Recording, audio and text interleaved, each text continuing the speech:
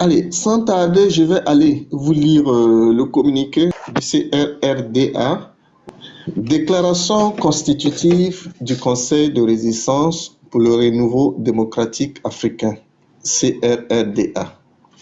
Considérant la Déclaration universelle des droits de l'homme, considérant la Charte africaine des droits de l'homme et des peuples, considérant les remises en cause de l'ordre démocratique survenues au Mali, au Burkina Faso, en Guinée-Conakry et au Niger, considérant l'aspiration profonde des populations africaines en général et sahéliennes en particulier, à la paix et à la démocratie, considérant la détérioration alarmante de la situation sécuritaire suite à la montée en puissance des groupes terreaux depuis l'avènement des militaires, constatant que les juntes maliennes, burkinabées et nigériennes se sont inscrites dans une dynamique de reniement et de surenchère permanente, constatant que la gouvernance sous la férule des hommes en tenue n'a particulièrement rien apporté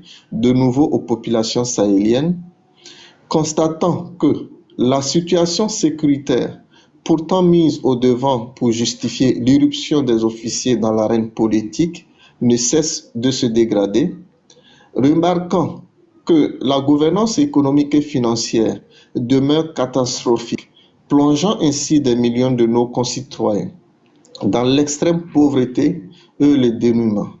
Observant que les militaires putschistes se sont départis des promesses qu'ils ont faites aux populations consistant à la mise en œuvre d'une transition devant déboucher dans des délais variables au retour de la démocratie, observant la restriction de l'espace civique et le musellement de l'opinion à travers des mesures restrictives et liberticides, constatant que les mesures de suspension des activités de certaines associations et des partis politiques s'éternisent et font place libre à la propagande abjecte, au populisme et à la manipulation, constatant la fragilisation des liens séculaires de fraternité et de solidarité qui unissent nos peuples et nos États sous des fallacieux prétextes, cas de la fermeture des frontières entre le Niger et le Bénin, constatant la tendance à la vassalisation de nos États,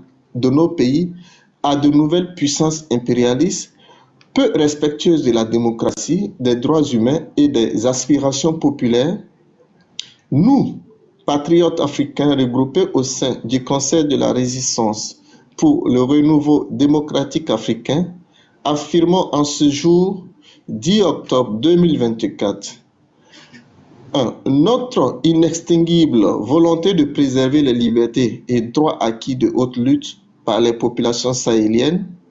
2. Notre ferme condamnation de la remise en cause de l'ordre démocratique par des forces illégitimes, aventureuses et antipatriotiques. 3.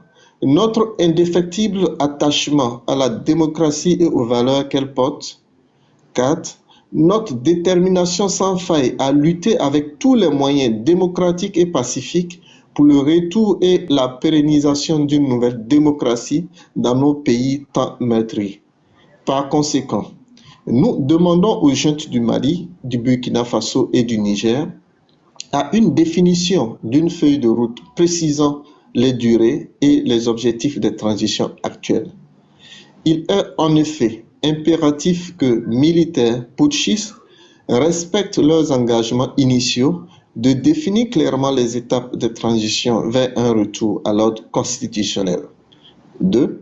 La levée des mesures prises relatives à la suspension des partis politiques et au rétrécissement de l'espace de liberté. 3. La cessation des manœuvres sournoises consistant à créer des scénarios visant à arrêter des opposants politiques et à faire taire toutes les voix discordantes.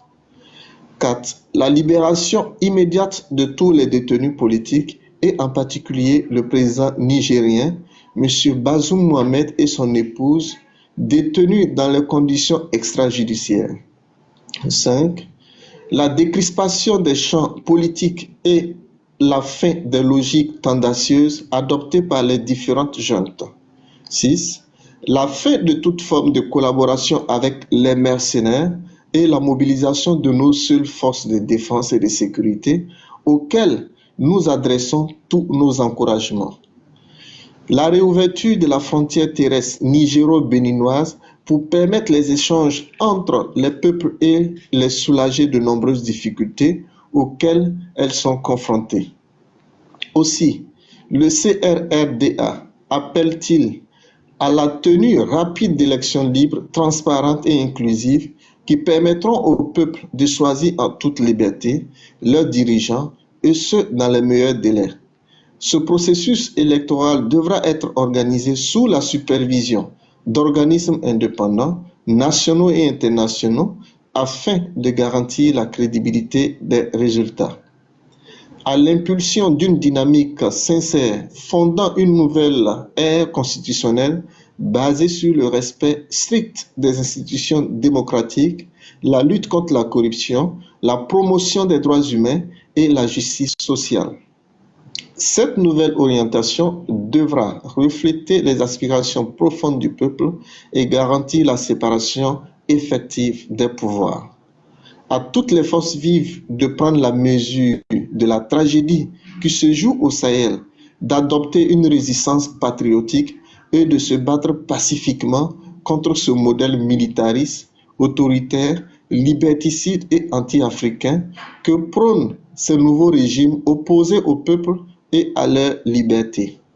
À tous les Ouest-Africains d'œuvrer à la redynamisation de la CEDEAO pour qu'elle devienne un instrument d'intégration et de solidarité entre les peuples. À tous les patriotes africains sincères, nous leur lançons un vibrant appel à la mobilisation afin de déjouer toutes les manœuvres visant à retarder notre volonté commune de progrès. Fait le 12 octobre 2024. Je rappelle que ce sont des mouvements politiques et des mouvements aussi de la société civile et bien sûr des différents pays du Burkina Faso, du Niger, du Mali qui ont trouvé nécessaire de se mettre ensemble parce qu'aujourd'hui, il faut reconnaître que les trois militaires aussi à la tête de ces trois États se sont mis ensemble pour pouvoir faciliter la manipulation. Et la même manipulation qui se fait au Mali, qui se fait au Burkina Faso, c'est la même chose aussi qui se fait aussi au Niger. Donc pour nous, c'est nécessaire pour le peuple aussi de se mettre ensemble et véritablement faire face